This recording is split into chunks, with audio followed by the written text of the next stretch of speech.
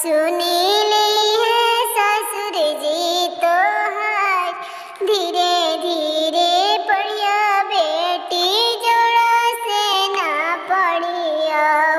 सुनीली है ससुर जी तोहार, काहे जे काई जे करिए आमा ससुरा के लोगावा हो।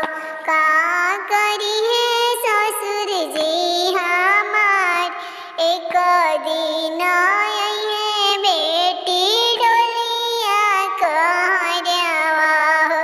तोहके भी ओही के ले जाए, एक दिन भेजिए ससुर डोलिया कहरवा हो।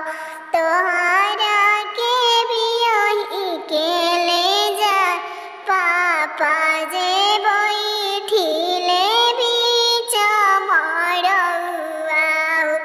एक ओरी ससुर सभे लोग, एक